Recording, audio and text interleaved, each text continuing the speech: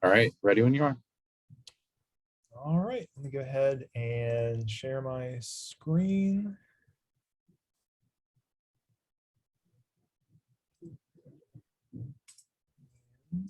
Go ahead, and it is showing up okay, right? Yes, I can see Okay, it. wonderful. Wonderful. Thank you. So my name is Denny Doherty, and I am from Career Services and Professional Development. So today we want to talk about aligning your involvement to your career path, because one of the things I feel like as professionals in higher ed, pretty much from the first day freshman year students get here, I feel like we really push them toward involvement in a number of activities, which is really good. And it's a lot of fun while you're in school, but there are actually really good benefits to a student's career that can come out of that as well. So I want to talk a little bit about that today, and not just in and of itself that, but also how do you show those things on a resume in such a way that an employer down the road might actually care about those experiences. So we're going to talk about a number of those things here as we go. So first off, I want to introduce everybody to our staff here in Career Services and Professional Development. Doug Reichenberger is our director. He works primarily at the Hamilton campus. Linda Vogt is our program associate. She's been out of the office for a little while, but she also typically works in Hamilton. Steve Wayne is our assistant director of employer relations. Steve does a lot with locating internship opportunities for students, building relationships with employers, networking, and things like that. Steve's always out and about at Chamber of Commerce events and things like that. And of course, he also helps students with resumes and mock interviews, matters like that. Then there's me. I also work here in Middletown primarily, and I help students with resumes, mock interviews, cover letters, that type of thing. And I also am more of a go-to person for students if they want to talk about a career path, if they're not sure what to major in. Maybe they like their major, but they're not really sure what they can do with it. I have some great resources. I can talk to a student. I can talk to a student and share those resources, I should say. And then we have Sarah Grace McCullough, who is our graduate intern and will be leaving us in a few weeks. I'm very sad about that, but she does incredible work, including but not limited to our social media posts that we post to the regional's Instagram account. So we have a very, I think, a very strong team here. And one of the main common threads that we have is we are all very eager to serve students anytime. So with resumes, I want to kind of break today's discussion down into two major chunks. The first is going to be some things to keep in mind when doing a resume. And then second, we're going to kind of merge into a discussion about how do I take a resume and talk about experiences maybe that aren't direct work experiences, maybe they're extracurricular involvement. How do I talk about that in such a way that an employer is going to care about it? So with resumes, we encourage students to begin with a goal in mind. One of the goals of a resume is to demonstrate knowledge, skills, and relevant work experience. And with a resume, there is an accepted way to do that. We have some great examples on our website. There are going to be some expectations as far as formatting these types of document. So we can definitely help students with that. And the idea is to take a document and in one place talk about knowledge, skills, work experience, much like that bullet point says, and present it in a pleasing way to an employer or to, sometimes students even use resumes for scholarships and things like that to present the information in a pleasing fashion. The idea is also to present your credentials as a highly qualified candidate. And with a resume, you really want to put your best foot forward. We had a workshop that we did earlier today, and I was discussing with a student about the importance of not necessarily like fluffing it up, not being misleading in how you present things on a resume, because I'd never recommend anyone do that, but you do want to present yourself in the best light possible as well, while still being totally honest about what's on the document.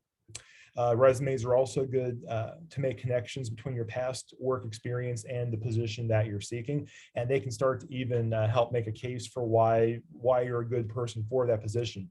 And typically, especially once you get past entry-level positions, they're going to look more and more at experience. So it's really important to have a resume that shows that. And when it says here to obtain an interview, it's really important to keep in mind that anytime you're seeking a job, it is a multi-step process. And When you get an interview, that's just one step in the process. The first step typically is going to be the application.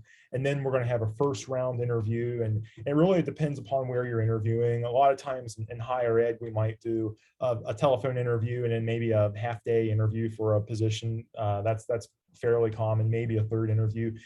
Sometimes interviews get very lengthy. If you're looking at going into the FBI, for instance, sometimes there can be a number of interviews and there can be 6-month background checks and all that. So the point is, it's really going to differ upon where you go, and there will be many steps, but having a quality resume is a very important first step if you hope to move forward in the process.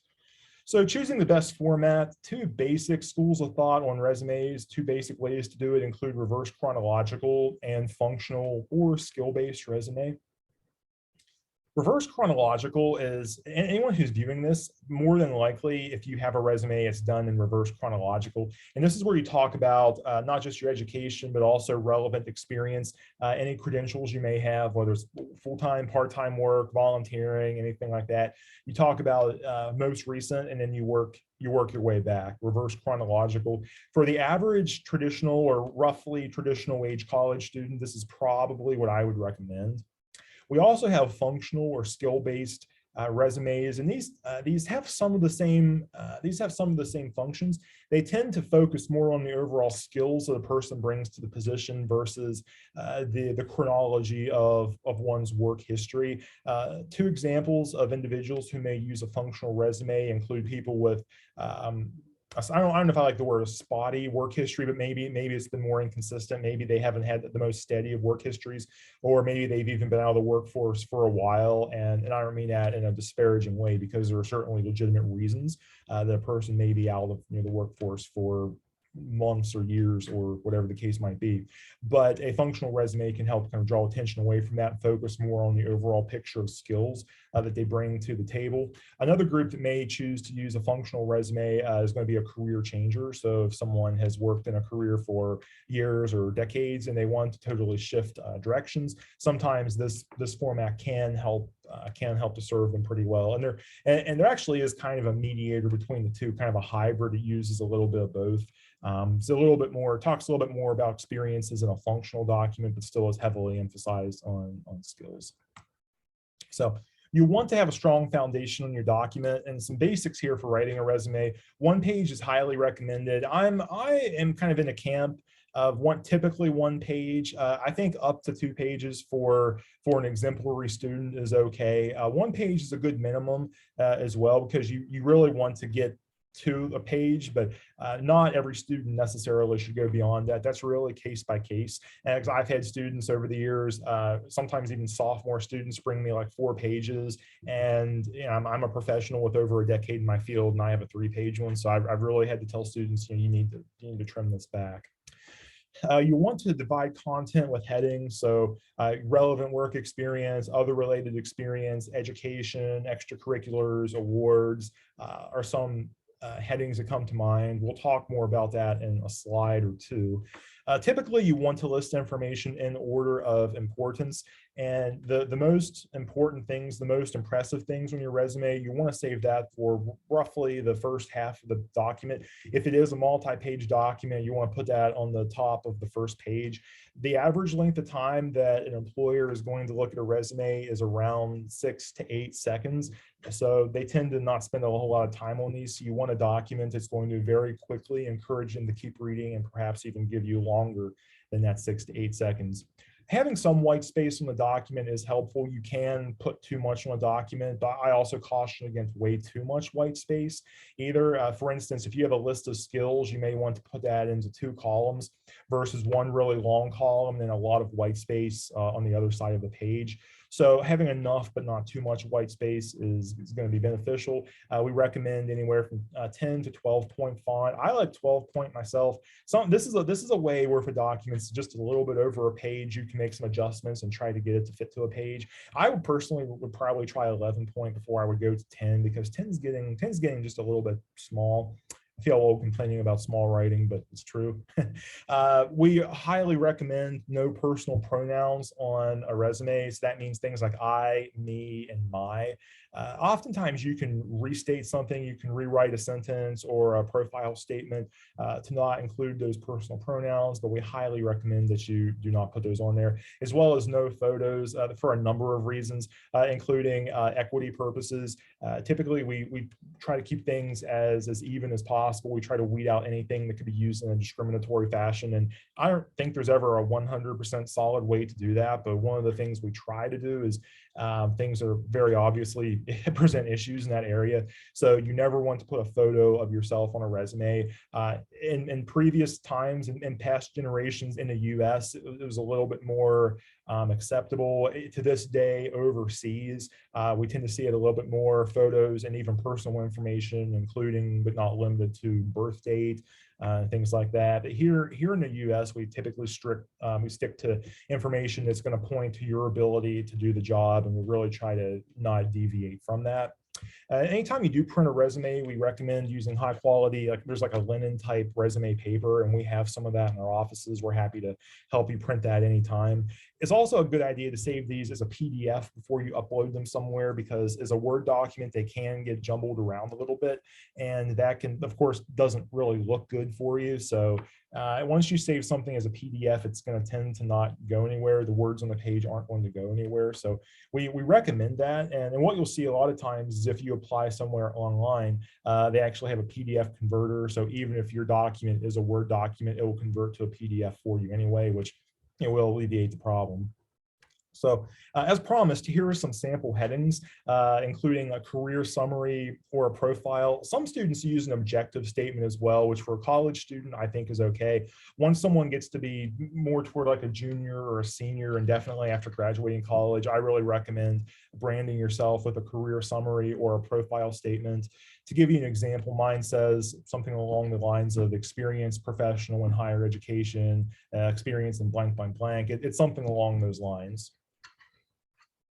Put another way, it's summing myself up in 2 or 3 sentences, who I am as a professional. Having education pretty high on the document for a student is going to be pretty important. Start with your Miami degree. After freshman year, definitely after sophomore year, you want to remove any high school information. At the last school I worked, we always recommended sophomore year. Miami seems to recommend more freshman year. I could kind of go either way on it, but definitely no later than sophomore year you want to start removing those high school experiences. And we say that in the hopes that in the time that you've been in college, you've taken part in some new opportunities to replace some of those experiences that were present on the high school resume. So any credentials you have, if you have a certificate, endorsement, a license, if you're CPR certified, if you have a Microsoft Word, Microsoft Office certification, anything like that. And some of them are very industry specific. Some of them will help you pretty much no matter where you go. Any relevant coursework is really good. Especially if you're a new student who's looking at graduating, looking at going into the workforce. And sometimes as a new student, this can help, especially if you don't have a ton of direct experience in your area. If you show relevant coursework, that can actually help you out a lot. Any type of relevant work experience you have and any other work experience you may have as well is good to include. And sometimes is it relevant, or would we call it relevant or other experience? Sometimes it can be a little bit of a gray area. An example I have shared with students lately is, I forget, I think maybe it was an education major we were working with, and they worked part-time at Skyline Chili, which wonderful place. I love it. It's probably something we would count as other work experience because it's not directly related to the field of education. Now, if a student were maybe a small business management major and they were maybe had a managerial role at Skyline Chili, granted it's not a small business, but still that's a little bit more related because they're using those management type skills. So they could maybe put that under relevant experience. So sometimes it is a little bit of a gray area. Sometimes it's a little bit more clear cut, but of course my department is happy to help you any time. And for functional and skill-based resumes, and we have activities and honors as well. They're great to put to, which we're going to get into more in a little bit. Functional or skills resumes have a lot of the same type things. I don't want to go over that necessarily again.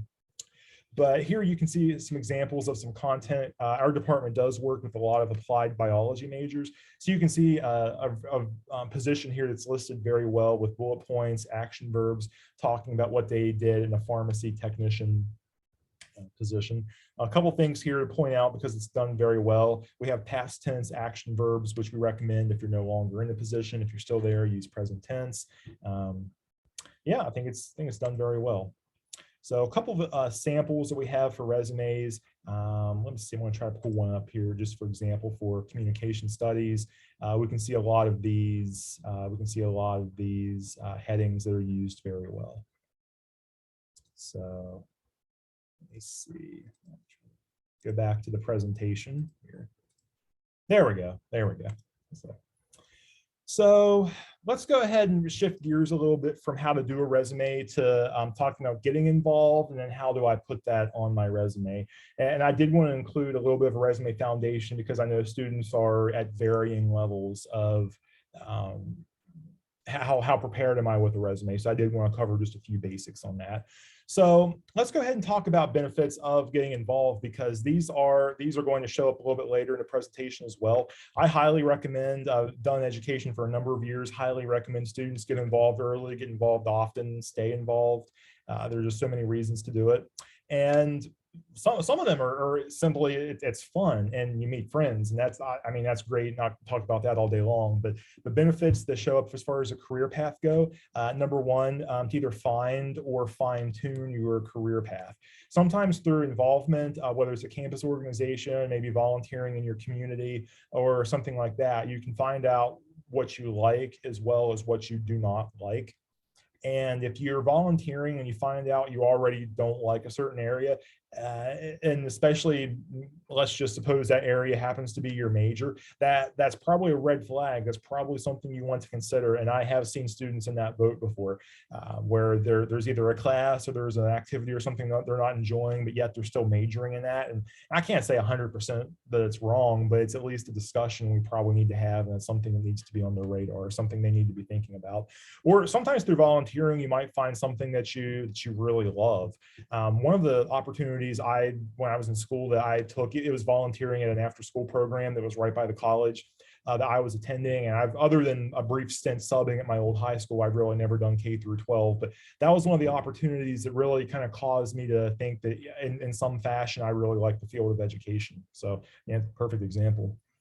Getting involved can also help you stand out as a candidate, because involvement on its own looks good. Most anything you do in an employer's eyes is going to look better than sitting on the couch, eating Doritos, watching Netflix all the time. That's great on occasion. If that's all you do, we probably want to talk about getting involved a little bit. So just, it doesn't matter what you do. If you volunteer at an animal shelter, cleaning up parks, I mean, anything you do is going to help to some degree. But furthermore, you'll more than likely have more developed skills than students who are not involved. And we're going to talk about these skills at length in the coming slides, so I don't want to delve into that too much right now. And furthermore, you'll have a larger network, because you never know who you're going to meet through student organizations, volunteering, everything from various members in the community, sometimes politicians, business leaders. The list goes on and on. I mean, I've heard of people meeting a musical artist they like, sometimes other celebrities. You just don't know. So this will really add to your network. So, and even faculty and staff here can be mentors, job references, and things like that. So getting involved on campus or in and around the campus community. Some faculty and staff, maybe it's a professor where you've taken their class, but really never had any other interactions with them. Or maybe it's someone that you never would have met otherwise. But regardless, it'll help add to your network. Those are people that can talk to you about their career paths, people that can, again, serve as a mentor. They can be a job reference for you. They can really help you out as you make that transition from undergraduate career to the workforce. So some even more benefits of involvement include leadership skills. And I've talked about skills a little bit. I do want to hone in on leadership skills. And this is actually not the last time in this presentation I'm going to talk about leadership skills, so you've been warned. But even though you're going to develop many skills, leadership is constantly sought after, showing that you have leadership skills.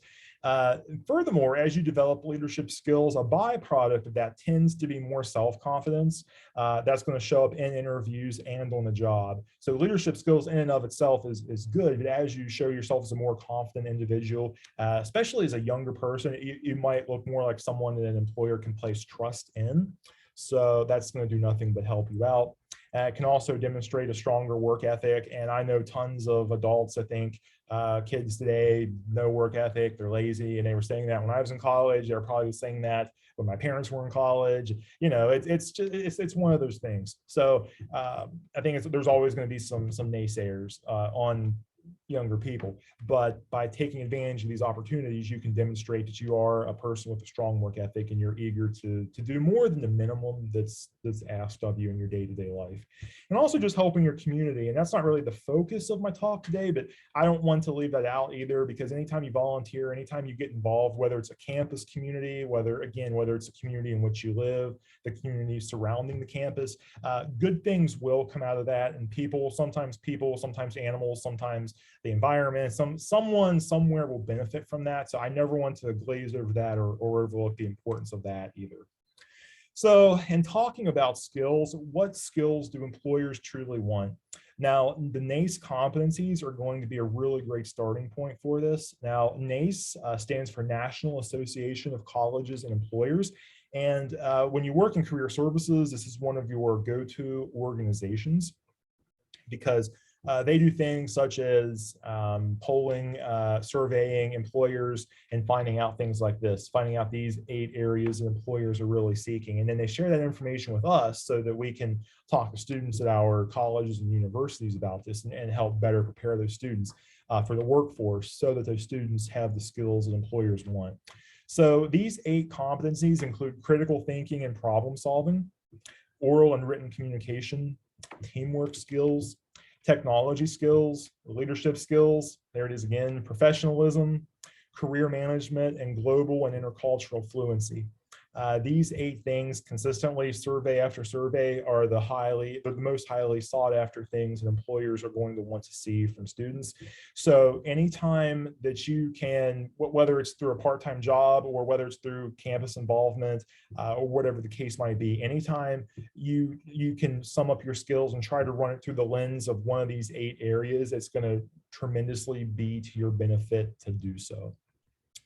So consider showing an employer how your involvement has developed these skills. So if you are a treasurer for an organization on campus, let's see, there's probably some teamwork involved in that. I would say probably some leadership, definitely professionalism, global intercultural fluency. Hopefully as a diverse organization, you've developed some skills in those areas. Maybe there's been some critical thinking, problem solving. And I mean, this is just one example I'm sharing with you. So any opportunities you have, run them through this filter, run them through this lens, because I guarantee you this is going to be one of the better ways to show these skills to an employer. Why would an employer in industry care that you were a treasurer in a campus organization? Well, when you start to show those skills right here, that's where you start to bridge that gap a little bit. So other key transferable skills, and these honestly, these might overlap with the NACE competencies just a little bit, but I'm going to go ahead and talk about them again. Management and leadership. Yeah, it is on there again. I know. I keep saying management and leadership. The ability not just to show leadership, but just being able to manage people, manage projects, manage time, manage resources, manage anything you manage. Relationship building, project management, attention to detail, creativity, listening, which kind of falls under communication, but sometimes we don't think about listening nearly enough. I've taught communication classes for over a decade. Listening is one of those things we don't tend to think about it until communication problems happen. Showing that you can be adaptable, showing you've got a strong work ethic, showing you've got a positive attitude, and the list could go on and on. I could probably go on till 8 p.m. if I really wanted to. It's like 3:30 now. I could probably go on till 8 p.m. There are tons of other transferable skills we could talk about, but whatever opportunities that you've taken part in, if you can show how that opportunity has allowed you to grow in these areas and be prepared to market that experience to an employer, that is going to be key in selling them on the experience that you've gained through volunteering, through campus organizations, through any type of extracurricular involvement in college. And that can even involve things like sports or any number of things.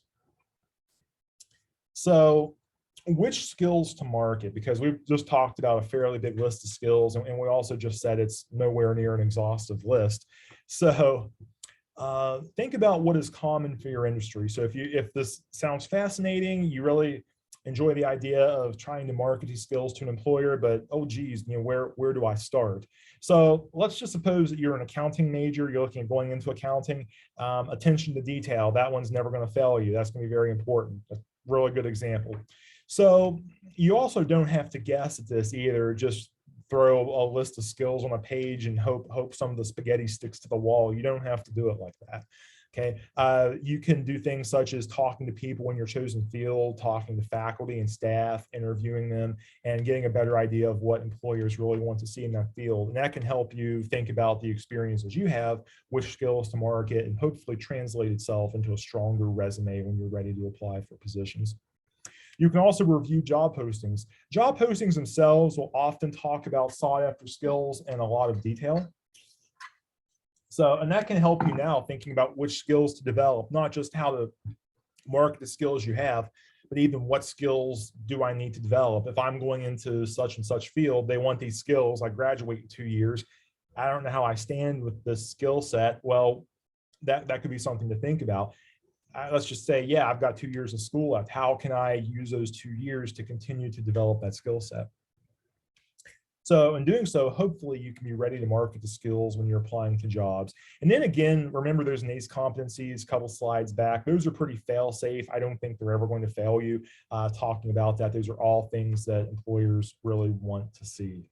So yet another way that involvement can help you, the resume is going to be very important. I do want to talk about cover letters and interview questions as well, because a resume is a very important part to the application process, to being ready to launch your career, but a few other parts to consider as well include the cover letter. A cover letter and a resume, I compare them to like a yin and a yang. They fit together very well. Each one covers a little bit of a different area than the other. Resumes do tend to be a little bit more cut and dry, a little bit more, you have to format them this way, and not to say that there aren't expected ways to format a cover letter, because there are, but resumes, there's a lot more detail involved with that. I believe a lot more formatting you need to pay attention to. So a cover letter is a different document, and of course it is a persuasive letter, and it can help show an employer why they should care about your volunteer experience. So on a resume, you might say, yeah, I was the treasurer for such and such club. And you can, and to some degree, spell out the importance of that on a resume, and you certainly can. But on your cover letter, while you're actually writing a letter, you can take some time to and really talk about why the employer should care about that. What did you learn from being a treasurer? What was a problem you solved as being a treasurer, and so on and so forth. It can more explicitly spell out how you gain these skills and how these skills can help the employer. So we also want to talk about interviews, because you're almost always going to have some kind of an interview before you get an offer.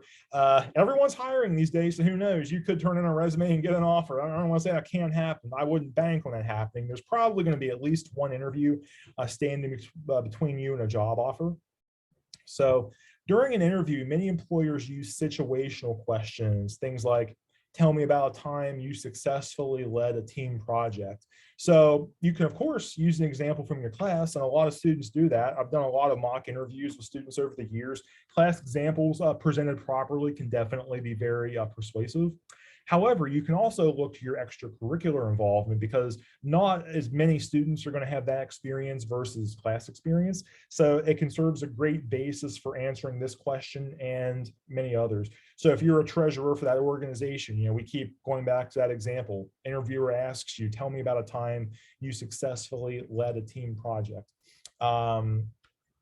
what you can do is you can talk about, well, let's suppose we had to do some fundraising. You can talk about the importance of, well, here's how much money we had, here's what we did, here's how we knocked on doors, here's how we went to this event, here's how we set up booths, here's how we made phone calls, and this led to such and such amount of dollars being raised. So, and again, not that a class project is not persuasive, because the class project can be really well used in this example, but extracurricular involvement can really help you stand apart during an interview if you're ready to sell those experiences to an employer. So in closing, I want to just share our contact information with you. Let's see here. We have our website, we have our email. It is a long one, but you can be contacted by email. We do have one phone number for both campuses. Like I said, Linda, and we have a temporary right now, Lisa is her name, a program associate on the Hamilton campus. Of course, Doug is the regional director. He's in Hamilton as well. Steve and I are in Middletown. So thank you for taking the time to view this presentation today. And I just want to, before I wrap up, I just want to reiterate the importance. We are here to serve you anytime. If you have questions about your resume, if you have questions about how to word something on a resume, developing those documents, developing a cover letter, we would love to help you with that. So please come and talk to us anytime. Thank you.